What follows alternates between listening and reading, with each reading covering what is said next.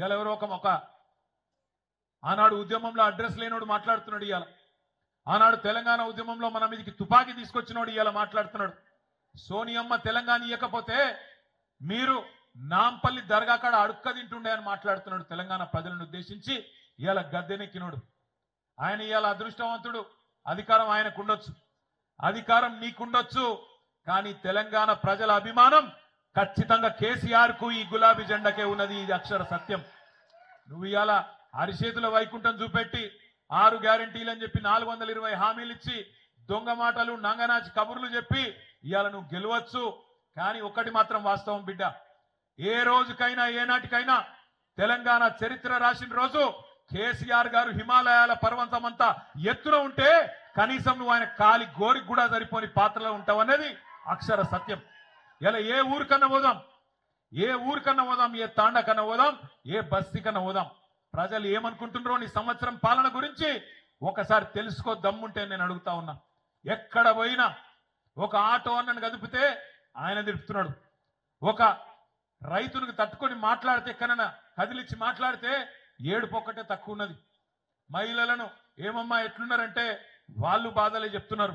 ఇలా తెలంగాణలో ఏ ఒక్క వర్గం, ఆఖరికి గురుకులాల్లో ఉండే పిల్లలు వాళ్ళు కూడా ఆత్మహత్యలు చేసుకునే పరిస్థితి, నువ్వు బువ్వ పెట్టలేకపోతే ఆ దిక్కుమాలిన బువ్వ తిని హాస్పిటల్ పాలయ్యే పరిస్థితి.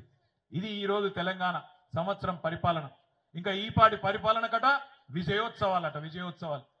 పోలీసు వాళ్ళు లేకుండా పోతే ఈ బలగొట్టి ఎక్కడికక్కడ ఊళ్ళో తన్ని పంపించినట్టున్నారు. ఇది వాస్తవం. నేను మిమ్మల్ని దయచేసి కోరేది ఒకటే, ఇలా వాళ్ళని తిట్టేందుకు పెట్టుకోలే మనం ప్రోగ్రాం. వాళ్ళని తిట్టేందుకో వాళ్ళ గురించి మాట్లాడుకుంటందుకో కాదు, యాద్ చేసుకోవాలి మనం. మన నాయకుడు ఎక్కడ మొదలైండు? 2001లో మొదలైనాడు. ఏముండే మనకు అన్నాడు. ఈరోజు పెద్ద వేదికలు ఉన్నాయి, ఇంతమంది నాయకులు ఉన్నాం, బ్రహ్మాండంగా అంగరంగ వైభవంగా ఇట్లాంటి కార్యక్రమాలు చేసుకునేందుకు వనరులు ఉన్నాయి, మనుషులు ఉన్నారు, అన్ని ఉన్నాయి. ఆ రోజు ఎవరున్నారు? కేసీఆర్ గారికి మనీ పవర్ లేదు, మజిల్ పవర్ లేదు, మీడియా పవర్ లేదు, క్యాస్ట్ బేస్ లేదు, ఏది లేదు. తెలంగాణ సమాజం నిండా అనుమానం. మళ్ళా ఈయన కూడా ఏదైనా పదవుల కోసమే మొదలు పెట్టిండేమో, మళ్ళా పదవులు ఇస్తే బంద్ చేస్తాడేమో, మధ్యలో ఇడిచిపెట్టి పీక్తాడేమో అనే అనుమానపు నీలి నీడల మధ్యన ప్రయాణం ప్రారంభమైంది.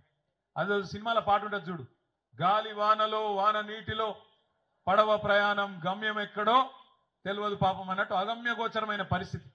అట్లాంటి పరిస్థితుల్లో నాకు ఒక సందర్భం గుర్తొస్తున్నది. ఒకరోజు కెప్టెన్ లక్ష్మీకాంతరావు గారు, పెద్దలు ఇక్కడ లేరు, వారు ఒకరోజు నేను వారు ఎక్కడో ఢిల్లీలో కలిసినప్పుడు ముచ్చట పెట్టుకుంటుంటుంది. లక్ష్మీకాంతరావు గారు కేసీఆర్ గారు ముంగట కూర్చున్నారంటే కేసీఆర్ గారు ఏం చెప్తే దానికి ఎస్ సార్, ఎస్ సార్ అంటాడు. అన్నాక నేను అర్ధగంట అయినాక నేను మెల్లగా పక్కకు మీ ఇద్దరం ముచ్చట పెట్టుకుంటున్నాం. నేను అడిగిన, అంకుల్ మీరు మిలిటరీలో పనిచేసిండ్రు కదా, అందుకేనా మరి ఏం చెప్పినా కమాండర్ ఏం చెప్పినా ఎస్ సార్, ఎస్ సార్ అందుకే అంటుండ్రా అని నేను అడిగిన. కాదు రాము, నీకు ఒక్క విషయం చెప్తా ఇను అన్నాడు. ఏంటిది అంకుల్ అన్న? ఏం లేదు, 2001లో కేసీఆర్ పార్టీ పెట్టంగానే నన్ను పిలిచిండు. పిలిస్తే నేను పోయి కూర్చున్నప్పుడు మంచిగా భోజనం పెట్టి గంట సేపు చెప్పిండు నాకు, కెప్టెన్ గారు ఇంకప్పటికి పంచాయతీ ఎన్నికలు కాలే, పార్టీ పెట్టి 5-10 రోజులే.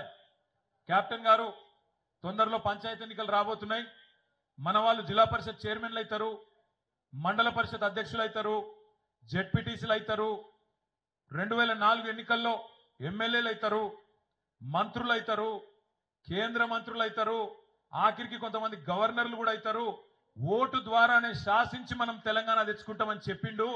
చెప్తే నేను గంట సేపు ఇని ఆఖరికి మెల్లగా నోరు తెరిచి, సార్ నువ్వు చెప్పిందంతా బాగానే ఉంది కానీ నాకు సినిమా చూసినట్టే అనిపిస్తుంది సార్, ఏమనుకోకు అని చెప్పిన. చెప్తే ఆయన ఒక్కటే మాట అన్నాడు కేసీఆర్ ఆ రోజు నాతోని, కెప్టెన్ గారు మీరు నాతో రండి, ఎస్ఆర్ఆర్ కాలేజ్ మీటింగ్ ఉన్నది సింహగర్జన, ఆ సింహగర్జన గిన్న 2 లక్షల మందికి ఒక్క మనిషి తక్కువ వచ్చినా నేను చెప్పేది నమ్మకుండ్రి, నాతో నడవకుండ్రి, కానీ లేకపోతే మాత్రం నా ఎంట నడవండి అని చెప్పి ఒకటే ఒక కండిషన్ పెట్టిండని చెప్పిండు. మరి ఏమైంది అంకుల్ అన్న అంటే, హైదరాబాద్ లో బయలుదేరి కరీంనగర్కి వచ్చే వరకే 5:30 గంటలు ఆలస్యంగా పోయినాం మేము. అయితే కూడా ఎస్ఆర్ఆర్ కాలేజీలో 2 లక్షలు కాదు 2.5 లక్షల మంది వచ్చిండ్రు ఆనాడు. అప్పటి నుంచి కేసీఆర్ మాటకెన్నడు నేను ఎదురు చెప్పలేదు. ఎన్నడు కేసీఆర్ ఏదంటే గదే అన్న అని చెప్పి కెప్టెన్ లక్ష్మీకాంతరావు గారు చెప్పినారు. అదే లక్ష్మీకాంతరావు గారు, ప్రొఫెసర్ జయశంకర్ గారు, నాయని నరసింహారెడ్డి గారు కన్నెబోయిన రాజయ్య యాదవ్ గారు ఇంకా కొంతమంది మిత్రులు విజయరామారావు గారు డాక్టర్ గారు అందరూ కలిసి ఆనాడు ఇదే అల్గనూరు చౌరస్తాలో కేసీఆర్ గారితో పాటు అరెస్ట్ అయింది. మేమందరం మాకు అవతల దిక్కు ఆపేసిరు. మానేరు బ్రిడ్జ్కి అవతల దిక్కు మమ్మల్ని ఆపిండ్రు. ఆపితే ఆడికెళ్ళి నేను మా ఈ సీను ఇంకా చాలా మంది మా మైకేల్ సీను ఇంకా చాలా మంది ఈ శ్రీనివాస్ గౌడు అందరం ఉరుక్కుంటా మా యూసుఫ్ భాయ్ అందరం ఉరుక్కుంటా యువతలకు వచ్చినాం. అల్గనూరు చౌరస్తా చేరుకునే వరకే కేసీఆర్ గారిని ఎత్తుకపోయినరు. ఆయనతో పోలీస్ బండ్లనే వరంగల్ దిక్కు వాళ్ళు పోయినరు. మేము వచ్చే వరకు అటు ఇటు చూసే వరకు ఆ మైకేల్ సీను ప్రొఫెసర్ జయశంకర్ సార్ని పట్టుకొని ఉన్నాడు. నేను అన్నా నువ్వేం చెప్తున్నావు అంటే జయశంకర్ సార్ని వాళ్ళు గుంజుకపోతున్నా నేను పట్టినా అన్నాడు. అంటే అక్కడ ఆపుకొని జయశంకర్ అంకుల్ను మా కారులు ఎక్కించుకొని మేము కూడా సార్ కారు ఎంబడ మేము కూడా వరంగల్ దిక్కు బయలుదేరినాం. బయలుదేరిపోతుంటే సరిగ్గా ఇక మధ్యలో హుజురాబాద్ కాడ మధ్యలో మానకొండూరు కాడ అంతటా రోడ్ల మీద ఎక్కడికక్కడ రాస్తారు ఒకళ్ళు అప్పటికే అవుతున్నాయి ఆపాలని. కానీ పోలీసు వాళ్ళు ఎక్కడికక్కడ 100 మంది మోహరించి ఎలగొడతా ఉన్నారు. పోయే వరకు ఆఖరికి వరంగల్ చేరినాం. కాకతీయ చౌరస్తా కాకతీయ యూనివర్సిటీ చేరినాం. చేరే వరకు అక్కడ మొత్తం పిల్లలు 700 మంది రోడ్డు అడ్డంగా కూర్చున్నారు. వాళ్ళకు దిగి అంటే జయశంకర్ సార్ ఉన్నాడు నా కారు ఓని నేను మీతో కూర్చుంటా అని చెప్పి జయశంకర్ సార్ను పంపించి నేను అక్కడనే పిల్లలతో కూర్చుంటే మమ్మల్ని అందరిని అరెస్ట్ చేసిండ్రు. చేసి వ్యాన్లు ఎక్కిచ్చి తీసుకుపోతుంటే మధ్యలో హన్మకొండ జంక్షన్ కాడికి పోగానే బండి కొద్దిగా స్లో అయింది. ఆయనతో అందరం దుంకినాం, పారిపోయి మొత్తం మంది పోయి జయశంకర్ సార్ ఇంట్లో కూర్చుంటే మళ్ళా పోలీసు వాళ్ళు 2 గంటలకు వచ్చిండ్రు. అరెస్ట్ చేసి ఆయనతో తీసుకుపోయి వరంగల్ జైల్లో పెట్టిండ్రు. అట్లా ఆ దినమంతా వరంగల్ జైల్లో ఉన్నాం. తెల్లారి మళ్ళా కేసీఆర్ గారి దగ్గరికి తెల్లారి సాయంత్రం రిలీజ్ అయ్యి తెల్లారి కేసీఆర్ గారి దగ్గరికి ఖమ్మం ఆసుపత్రిలో పెట్టిండ్రు. అంటే ఆడికి పోయినాం. ఆడికెళ్ళి మళ్ళీ హైదరాబాదు 11 రోజుల పాటు ఆ దీక్ష తెలంగాణలో నిప్పు రగిలిచ్చింది. ఒక తమ్ముడు శ్రీకాంతచారి అదే రోజు అగ్గి పెట్టుకొని మొత్తం తన మీద పెట్రోల్ పోసుకొని తెలంగాణ వ్యాప్తంగా ఆనాడు ఉన్న మొత్తం యువతను వాళ్ళలో ఉన్న పోరాట స్ఫూర్తిని ఆ రోజు రగిలిచ్చిండు. తెల్లారో మర్నాడో పోలీస్ కిష్టయ్య గారు కామారెడ్డిలో పోలీస్ యూనిఫామ్లో తనను తాను చంపుకొని ఆత్మహత్య చేసుకొని తెలంగాణ కోసం బలిదానం అయిపోయి ఆనాడు ఆయన కూడా తెలంగాణలో ఎంత గట్టిగా ఈ ఆకాంక్ష ఉందో ఆయన చాటిండు. ఇవన్నీ చూసి కేసీఆర్ గారు గుండె లవిసిపోయేలాగా ఏడ్చిండు. నేను ఏదైతే వద్దనుకున్నానో ఒక్క రక్తం చుక్క గారొద్దు, ఒక్క ప్రాణం పోవద్దు, ఓటుతోనే తెలంగాణ దేవాలనుకున్నా మళ్ళా ఈ పరిస్థితి వచ్చినా అని చెప్పి కేసీఆర్ గారు ఖమ్మం ఆసుపత్రిలో గుండె లవిసిపోయేలాగా ఏడ్చింది మా అందరి ముంగట. ఎంత పని అయిపోయా శ్రీకాంత్ది, ఎంత పని అయిపోయా కిష్టయ్య గారిది. అట్లాంటిది 1 కాదు 2 కాదు 5 ఏళ్ల పాటు కాంగ్రెస్ పార్టీ కర్కశత్వం వల్ల, కాంగ్రెస్ పార్టీ క్రూర నాయకత్వం వల్ల, కాంగ్రెస్ పార్టీ వికృత స్వరూపం వల్ల, ఇచ్చిన మాట నిలబెట్టుకునే తత్వం లేకపోవడం వల్ల 100 మంది పిల్లలు 1 కాదు 2 కాదు మళ్ళీ 2009 నుంచి 2014 వరకు ఇషాన్ రెడ్డి, సువర్ణ, సిరిపురం యాదయ్య, వేణుగోపాల్ రెడ్డి 1 కాదు 100 మంది పిల్లలు వాళ్ళ గుర్తొచ్చిన 4-5 పేర్లు నేను చెప్తున్నా గంతే. 100 మంది ఆత్మ బలిదానాలు చేసుకున్న పరిస్థితి.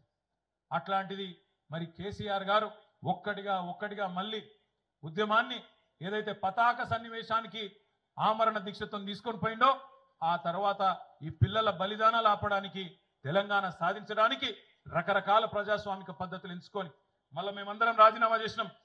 ఎన్నికల్లో నిలబడ్డాం. ఉప ఎన్నికల్లో నిలబడితే 2010లో ఇటు గంగుల కమలాకర్ గారిని అటు నన్ను ఇంకా మిగతా మిత్రులందరినీ కూడా బ్రహ్మాండమైన మెజారిటీతోని గెలిపించి మళ్ళీ శాసనసభకు పంపించారు. ఇదంతా ఎందుకు చెప్తున్నా అంటే ఇవాళ ఇప్పుడు ఒక 18 ఏళ్ల పిల్లగానికో 20 ఏళ్ల పిల్లగానికో ఈరోజు కాలేజీలో ఉన్న పిల్లగానికి ఇదంతా తెలియదు. ఎందుకంటే 2009లో వాళ్ళ వయసు ఎంత? 3 ఏళ్ళు 5 ఏళ్ళు 6 ఏళ్ళు 7 ఏళ్ళు. వాళ్ళ కేసీఆర్ ముఖ్యమంత్రిగానే తెలుసు. వాళ్ళ కేసీఆర్ కొన్ని మంచి పనులు చేసిండని తెలుసు. రైతు బంధు ఇచ్చిండని తెలుసు, నీళ్లు తెచ్చిండని తెలుసు, కరీంనగర్ పట్టణం మంచిగా చేసిండని తెలుసు, పల్లె ప్రగతి పెట్టిండని తెలుసు. ఇవన్నీ తెలుసు. ముఖ్యమంత్రిగా అద్భుతంగా పనిచేసిండని తెలుసు. కానీ వాళ్లకు కేసీఆర్ ఒక ఉద్యమకారుడిగా, ఉద్యమ నాయకుడిగా తన ప్రాణాలకు సైతం పోరాడి తెచ్చిండు తెలంగాణ అన్న విషయం తెలియదు. ఈ దీక్షా దివస్ రోజు ఇక్కడ కూర్చున్న మా అన్నదమ్ములకు, ఆడబిడ్డలకు నేను మనస్ఫూర్తిగా మిమ్మల్ని కోరేది ఒకటే, మళ్ళొక్కసారి పోరాట బాట పట్టాల్సిన బాధ్యత, పోరాట బాట పట్టాల్సిన అవసరం ఈరోజు తెలంగాణ సమాజానికి ఖచ్చితంగా ఉన్నది. ఏ క్రూరమైన కాంగ్రెస్ పార్టీ అయితే దశాబ్దాల పాటు మనతో ఆడుకున్నదో, మన జీవితాలను చెల్లాచెదురు చేసిందో, మళ్ళా అదే దుర్మార్గులు ఇవాళ మోసంతోని 420 హామీలు ఇచ్చి అమాయక ప్రజలతోని మోసం చేసి అడ్డగోలు మాటలు చెప్పి ఓట్లు వేయించుకొని ఇవాళ గద్దెనెక్కి వికృతంగా మళ్ళొక్కసారి వికటాటహాసం చేస్తా ఉన్నారు. అందుకే దీక్షా దివస్ స్ఫూర్తిగా, కేసీఆర్ పోరాట స్ఫూర్తిగా మనందరం కూడా మళ్ళొక్కసారి కదం దొక్కుదాం. ఏ కరీంనగర్ లోనైతే ఆనాడు విజృంభించినామో అదే కరీంనగర్ నుంచి మళ్ళొక్కసారి కథన రంగంలోకి పోదాం. తప్పకుండా కాంగ్రెస్ పార్టీ మెడలు వంచుదాం. తెలంగాణ ప్రజల పక్షాన వాళ్ళు ఇచ్చిన 420 హామీలు అమలయ్యేదాకా ఈ గులాబీ జెండా తప్పకుండా వారి పక్షాననే ఉంటదనే మాటను మీకు విజ్ఞప్తి చేస్తా ఉన్నా.